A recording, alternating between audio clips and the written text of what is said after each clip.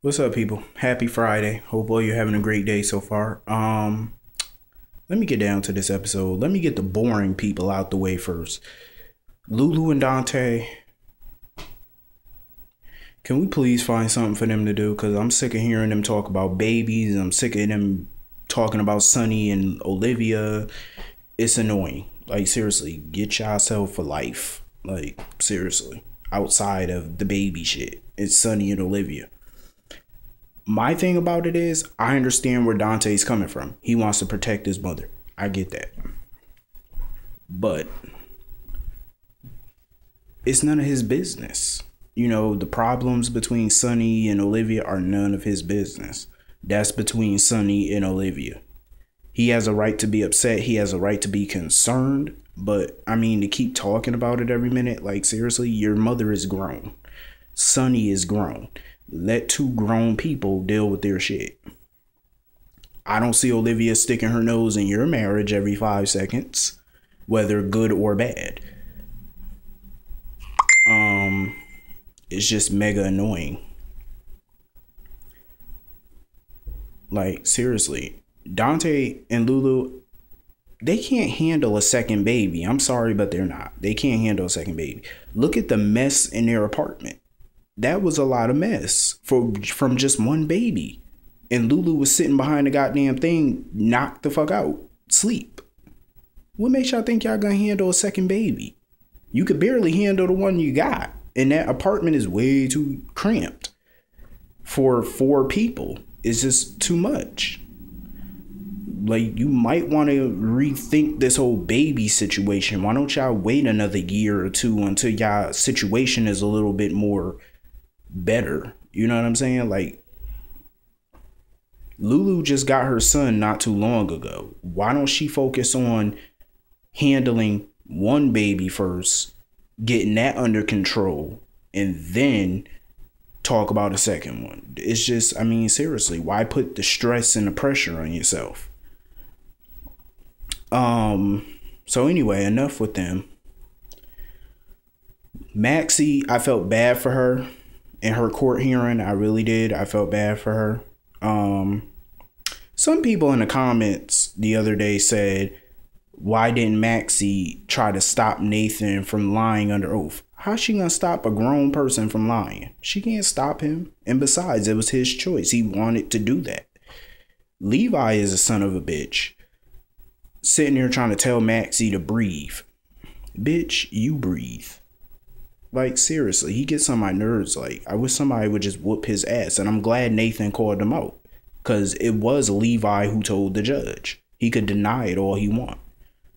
Who else knew that Nathan lied? Who else knew? Levi knew. Maxie didn't say anything, of course. Diane, of course, didn't say anything. Nathan, of course, didn't snitch. So that leaves Levi. He's the reason Maxie lost her visitation with her daughter. He's the reason. And I hope she kicked that son of a bitch to the curb. Trying to tell her to breathe. Bitch, you fucking breathe. How about you stop breathing? That'll do me just fine. So anyway, Maxie went over to Lulu's to cry on her shoulder. At least she got a friend, you know what I'm saying? Because I'm glad that her and Lulu are, you know, back speaking and friendly again, because she needs a friend, you know. She do.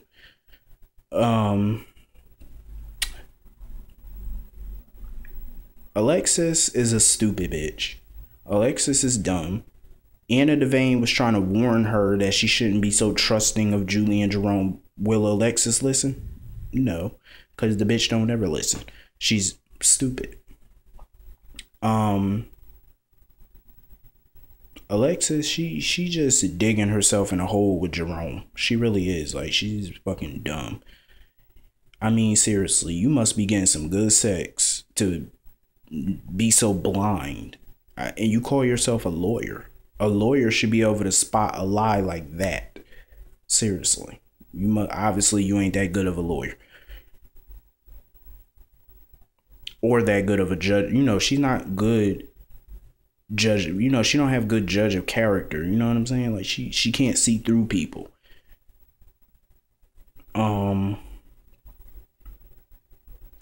Jordan, her trying to pump Julian for information about who their boss is, she was a little too obvious. She should have pushed back a little bit. She was a little too obvious.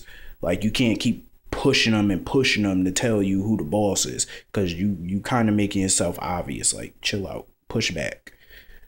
And then that creepy dude came in there. I don't know who the hell that is. I guess one of Fake Luke's little henchmen to keep an eye on Julian.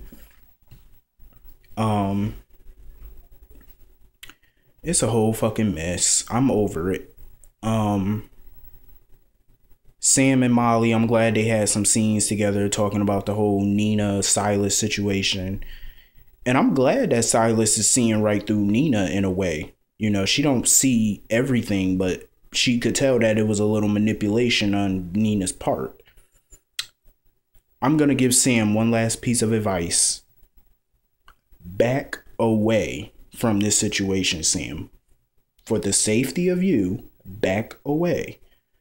I'm just saying, fall back. If seriously, if I was Sam, fall back.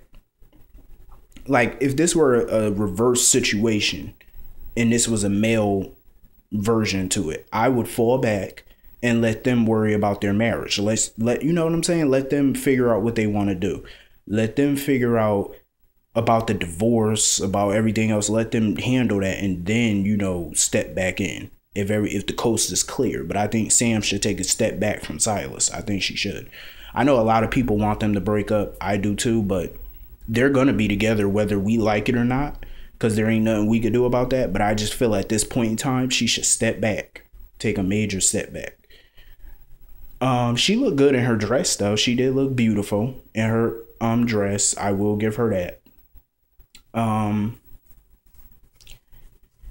TJ and Molly, I feel bad for TJ. I wish Jordan could, you know, tell him the truth. I wish, but we all know she can't right now.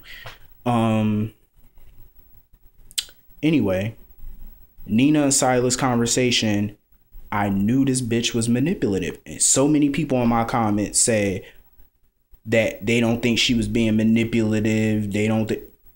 Don't be so naive. Come on now. You can see the manipulation all on this bitch. And now she telling Silas that Sam hasn't let go of Jason and she still wears her wedding ring. It's only been a year and a half since Jason's been gone. People take longer than that to grieve their spouse. There's no time period on it. And furthermore, I don't think she's trying to get Silas to doubt his committed relationship to Sam. That's what Nina's trying to do. By bringing up the whole wedding ring and the whole her not letting Jason go. Here's my thing about that. I hope Silas, which I'm pretty sure he might, but I hope he don't try to pressure Sam into taking her ring off, because then that's going to show that y'all relationship really is fake, because Sam has to want to take the ring off. If she's being pressured, that whole relationship not going to work, because you can't pressure somebody into letting go. She has to want to really let go. Her taking off her wedding ring has to be her decision.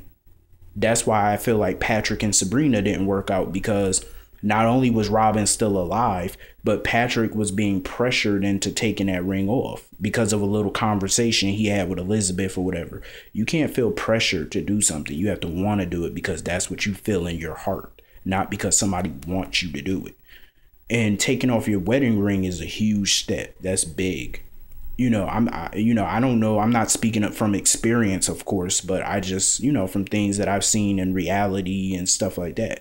Taking off your wedding ring after you lose a spouse or presumably lose a spouse is a hard thing to do.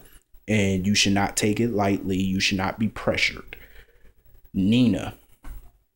Finally, Sam is opening up her eyes, because she was like, even she noticed that Nina was too understanding to her relationship with Silas. She was too okay with it. And her true colors came out after Silas left. That bitch got up out her wheelchair, and I knew it. I knew it in my gut that bitch was lying. I knew she wasn't paralyzed. I knew it. I fucking knew it. Even people on the message boards called that shit on Soap Central.